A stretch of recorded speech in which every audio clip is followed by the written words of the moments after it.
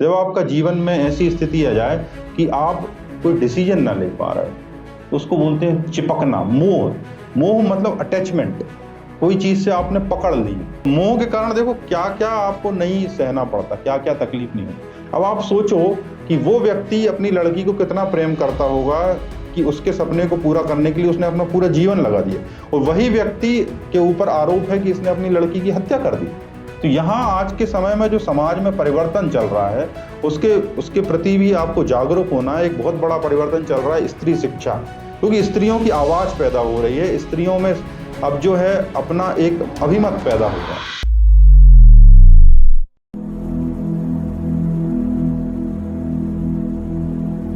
हरे कृष्णा। अध्याय 2 के श्लोक क्रमांक 52 में भगवान अर्जुन से कह रहे हैं, यदा ते मोह कलिलम बुद्धि व्यतितरिष्यति तदा गंतासि निर्वेदम श्रोतव्यस्य श्रुतस्य च। जिस काल में तेरी बुद्धि मोह रूपी दलदल को भली भांति पार कर जाएगी, उस समय सुने हुए और सुनने में आने वाले वैराग्य को प्राप्त हो जाएगा। मतलब भगवान कह रहे हैं कि इस मोह रूपी दलदल को जब तू भली भांति पार कर जाएगा, तो मोह रूपी दलदल में अर्जुन कैसे फंसा हुआ है? क्योंकि अर्जुन अभी यह निर्णय नहीं ले पा रहा है कि उसको करना क्या है। तो मोह तो तभी होता है ना जब आपको निर्णय की लेने की स्थिति नहीं हो पाती, आप निर्णय ही नहीं ले पाते, कहीं फंसे रहते हो, ऐसा लगता है कि ये दलदल है, इसमें आप फंस गए हो। तो भगवान उसको दलदल की भांति कह रहे हैं, मोह कलिलम, मोह रूपी दलदल की भांति पार कर जाएगी। जब आपका जीवन में ऐसी स्थिति आ जाए कि आप कोई डिसीजन ना ले पा रहे हो तो उसको बोलते हैं चिपकना। मोह, मोह मतलब अटैचमेंट, कोई चीज से आपने पकड़ ली। अब पकड़ लेने के बाद आप चाहते हो कि आपको फलानी चीज मिल जाए, तो आपको क्या होता है कि पहली चीज छोड़ना पड़ेगी, और पहली चीज छोड़ने का आप में नहीं रहता साहस।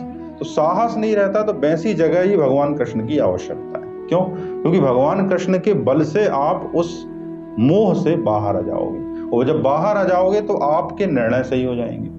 अब आप धृतराष्ट्र को लो, तो धृतराष्ट्र एक किंग है, वो किंग में इतनी बुद्धि तो होती होगी ना कि वो समझ सके कि दुर्योधन सही है कि नहीं है, वो क्या बोल रहा है, उसके बोलने का मतलब क्या है। लेकिन क्या हो रहा है, इतना सब कुछ जानने के बाद भी वो दुर्योधन का विरोध नहीं कर पा रहा है। उसको पता है कि दुर्योधन जो है जिस युद्ध की तरफ हम लोगों को ले जा रहा है, आज नहीं तो कल हमारे राज्य को बर्बाद ही हो जाना है, और दुर्योधन भी बर्बाद हो जाएगा, इतना इंसाइट उसमें भी है। लेकिन मोह क्या कर रहा है, उसको बांधे हुए। अब बांधे होने का कारण क्या है, वो सब कुछ चाहते हुए भी, सब कुछ जानते हुए भी वो दुर्योधन को ये नहीं कह पा रहा कि तुम एक काम करो, ऐसे काम मत करो। मोह में उसकी बुद्धि बंधी हुई। तो यहाँ अर्जुन क्या है, अर्जुन की स्थिति वैसी है। अर्जुन क्या क्या, उसको पता है कि वो क्षत्रिय, उसको युद्ध करना पड़ेगा, लेकिन क्या है, वो ये भी कह रहा है कि अरे क्या होगा, ये दादाजी हैं, ये मामा जी हैं, ये काम मैं कैसे करूंगा। तो उस कारण से क्या हो रहा है कि अर्जुन बार बार उल्टे सीधे बातें कर रहा है। उल्टी सीधी बातें क्या कर रहा है, वो कह रहा है कभी कि ऐसा न होता, कि सत्य क्या है, फिर बोले जो वो मुझे इसमें शांति चाहिए, इससे अच्छा तो वैराग्य होता, इससे अच्छा तो मैं ये काम कर लेता, इससे अच्छा तो मैं जो है ये सब छोड़ के ही चला जाता। फिर तुम जो 5वें अध्याय में तो वो कहता है कि एक तरफ तो तुम सन्यास की बातें करते हो और मुझे घोर कर्म में लगाते हो, तो बताओ ठीक क्या है। तो आप अध्याय 5 पे पहुंचेंगे तो अपन चर्चा करेंगे कि भगवान कृष्ण से अर्जुन क्या कह रहे हैं अध्याय 5 में। या अध्याय 2 में तो अभी अर्जुन को भगवान समझा रहे हैं, तो एक काम कर भाई, तो इस मोह से बाहर निकल। और मोह के कारण देखो क्या क्या आपको नहीं सहना पड़ता, क्या क्या तकलीफ नहीं होती। क्या होता है, ये मोह जो होता है ना, इसको सबसे one of the tough task माना गया, इससे भी ऊपर माना गया अहंकार। तो इसके कारण क्या, आदमी उल्टे सीधे काम करता है। अभी परसों की आप घटना देखोगे, एक राधिका यादव नाम की लड़की है, उसके साथ क्या हुआ। अब उसके पिता की आप हिस्ट्री देखो, वो व्यक्ति उनकी बच्ची के लिए क्या नहीं करता। उनने बचपन से उसको टेनिस स्टार बनाने के लिए, टेनिस प्लेयर बनाने की दिन रात मेहनत की, खुद परिश्रम करके उनको एकेडमी ले जाना। और एक ऐसा आदमी, एक साधारण आदमी, इतने अमीर भी नहीं है वो, और इतना प्रयास किया, कहते हैं 2-2.5 करोड़ रुपए खर्च किया, न्यूज में मैंने भी सुना है। और इसके बाद वो लड़की जब स्टार बन गई, और किसी कारण से उसकी जब टेनिस प्लेयर में रैंकिंग कम हो गई, तो वो कोई दूसरे काम करने लगी। अब इसको इतना क्रोध आ जाता है, इतना परेशान हो जाता है ये किसी भी कारण से। अभी उसके इन्वेस्टिगेशन चल रहे हैं, बाद में कुछ और आएगा, लेकिन यदि मोटा मोटा समझे तो वो व्यक्ति परेशान हो जाता है। वो परेशान किस बात से हो जाता है कि वो दूसरे लोग उसको ताना मारते हैं। अब आप सोचो कि वो व्यक्ति अपनी लड़की को कितना प्रेम करता होगा कि उसके सपने को पूरा करने के लिए उसने अपना पूरा जीवन लगा दिया, और वही व्यक्ति के ऊपर आरोप है कि इसने अपनी लड़की की हत्या कर दी। मतलब वो व्यक्ति, उसकी साइकेट्री कहां से कहां आ गई। एक तरफ वो अपनी बच्ची के लिए दिन रात परिश्रम कर रहा है और उसकी हत्या कर देता है। तो ये होता कैसे, क्या होता है, पुरुष का जो अहंकार होता है वो बड़ा सूक्ष्म होता है, वो समझ में नहीं आता, और कब वो हर्ट होने लग जाए उसका पता नहीं चलता। और सोचो कि वो उस विचार से बाहर नहीं निकल पाया, जबकि वो करेजियस आदमी है, वो एक ऐसा करेजियस आदमी है जो अपनी लड़की को आगे बढ़ाना चाहता है, तभी तो उसने इतना परिश्रम किया। वही करेजियस आदमी इतनी छोटी हरकत कर बैठता है कि इससे छोटा तो कुछ हो ही नहीं सकता। तो वो हुआ क्या उसके साथ, इतना श्रेष्ठ आदमी इतनी घटिया स्थिति में कैसे पहुंच गया।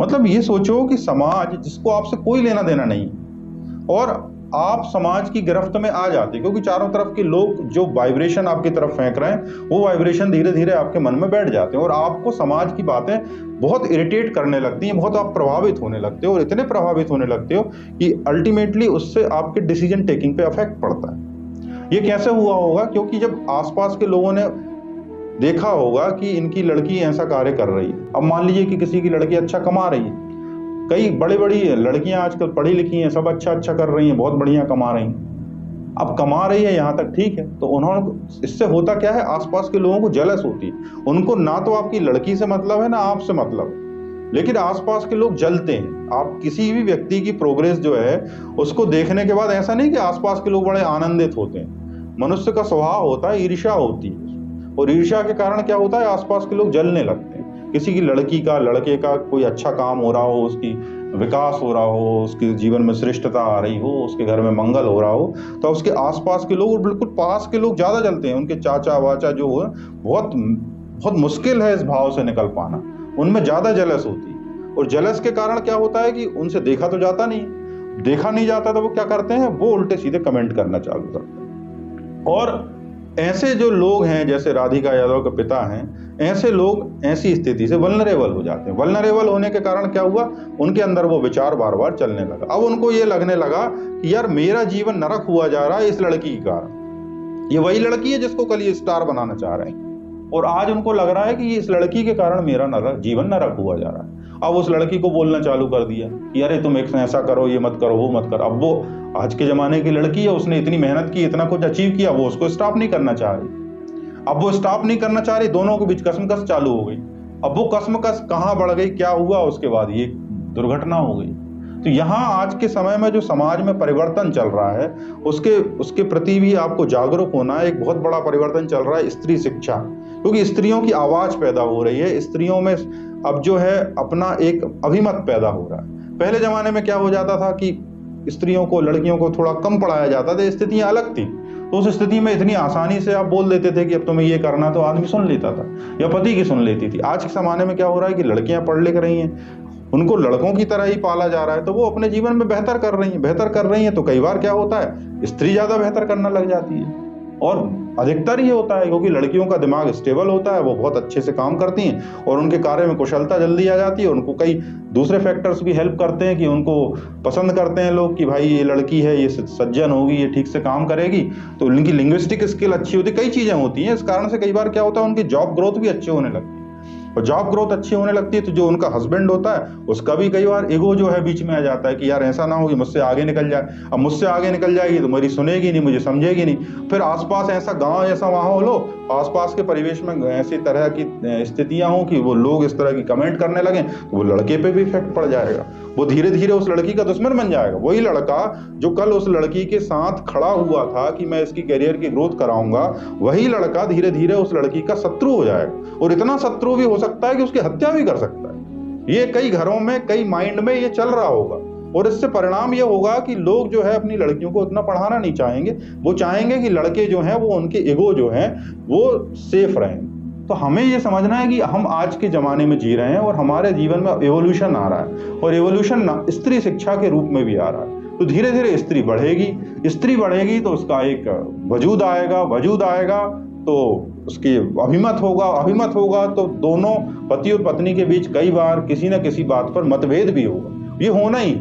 और इसके बाद यदि आपके भीतर जो तनाव पैदा हो रहा है वो आपका अहंकार, तो आपको धीरे से ये अहंकार के पीछे न जाके अपने अंदर लौटना है, और अपने अंदर लौट के अपने अहंकार को बार बार देखना है। किसी गुरु से जुड़ना है, कीर्तन से जुड़ना, कहीं से भी आप अपने आप से जुड़ो और उस अहंकार को बार बार देखना चालू करो कि ये अहंकार है, ये अहंकार। इससे दो फायदे होंगे, एक तो आपकी रिलेशनशिप बच जाएगी, आपकी बिटिया है, बच्चा है, जहां भी इस तरह की भावनाएं इकट्ठी हो रही हैं, एक तो आप उन भावनाओं से निकलना सीखोगे, सही निर्णय ले पाओगे, और सबसे बड़ी बात आपका स्पिरिचुअल बेनिफिट होगा। जैसे जैसे आप अहंकार को जानोगे, जैसे जैसे अहंकार के पार होने की आपकी संभावनाएं बढ़ेंगी, भगवत कृपा आपके ऊपर होगी, और आप इस मोह के कारण, ये जो पैदा हो रहा है सोशल अटैचमेंट के कारण, सोशल मोह होता है कि लोग बाग जो है मेरे बारे में अच्छा कहें। लोग तो किसी के सगे होते नहीं, लेकिन आप चाहते हो कि समाज के लोग आपकी बड़ाई करें या कम से कम आपके बारे में अच्छा कहें। जैसे वो थोड़ा सा भी बुरा कहते हैं आपको बहुत तकलीफ होती है।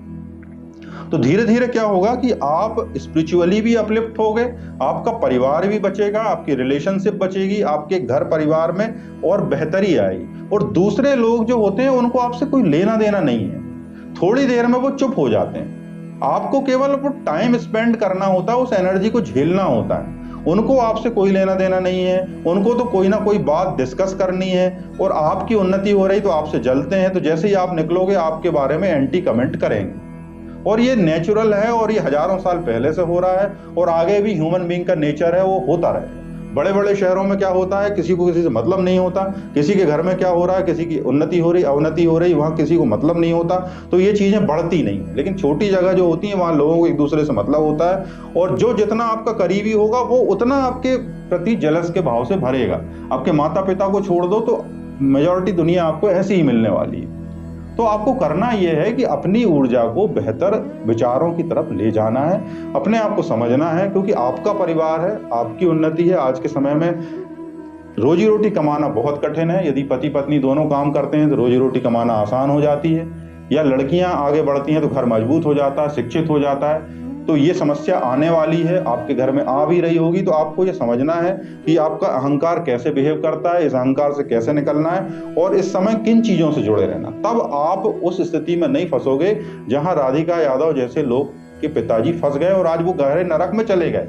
अब उनको कोई उस नरक से नहीं बचा सकता, और ऐसी कितनी लड़कियों के जीवन और बर्बाद कर गए। क्यों? क्योंकि अब किसी के लड़की का आगे पढ़ेगी, कुछ बढ़ेगी, तो घर लोग बोलेंगे कि भैया देखो ऐसा होता है, ऐसा होता है। बाद में ये लड़कियां काबू में नहीं रहती, फिर क्या होगा, उस बेचारी को भी कुछ कोई खेलने नहीं देगा, उसको कोई जो है पढ़ने नहीं देगा, उसकी आवाज को दबा दिया जाएगा। तो अकेली हानि एक लड़की की नहीं होती, हानि बड़े बड़े लेवल पे होती।